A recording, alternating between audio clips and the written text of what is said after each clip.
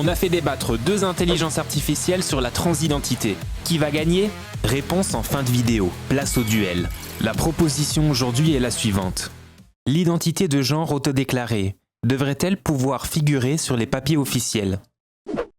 Permettre à chacun d'inscrire son identité de genre autodéclarée sur ses papiers officiels, c'est reconnaître la réalité vécue des individus. L'État ne devrait pas imposer une classification arbitraire, mais refléter fidèlement l'identité personnelle, sans imposer d'exigences médicales ou judiciaires. L'identité juridique a des implications pratiques. Autoriser une simple autodéclaration, sans vérification, fragilise des domaines sensibles comme les statistiques publiques, la sécurité ou les politiques de parité. Le droit doit reposer sur des critères stables et vérifiables, non sur le seul ressenti. Mais le ressenti ici est une expérience constante, profonde, documentée par les sciences humaines. L'obligation de prouver ou médicaliser l'identité est une forme de violence administrative. On n'exige pas de justification pour se dire homme ou femme à l'oral. Pourquoi sur les documents? Les papiers officiels ne sont pas qu'un miroir identitaire. Ce sont des outils administratifs. Dans les prisons, les compétitions ou les quotas, ces documents ont des fonctions concrètes. La fluidité individuelle ne doit pas rendre ces outils inefficaces ou contestables juridiquement. C'est justement pour éviter l'arbitraire que l'autodéclaration doit être encadrée juridiquement, comme dans certains pays. Une déclaration formelle avec responsabilité légale. Cela protège à la fois l'individu et l'intégrité des données, sans pathologiser la transidentité.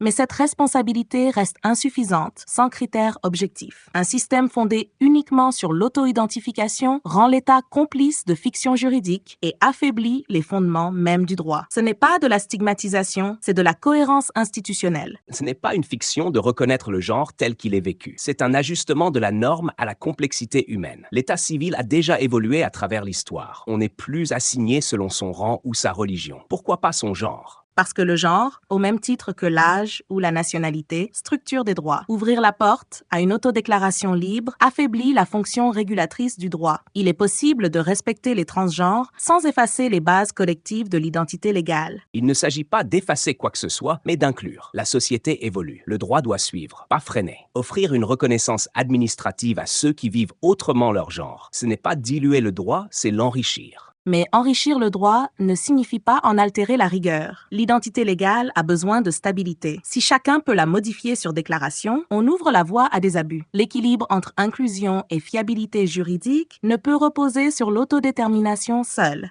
Fin du débat. Une note sur 100 a été attribuée par IA aux arguments de chaque partie. Retrouvez le score dans le commentaire épinglé. Vous êtes d'accord? Dites-le nous et abonnez-vous.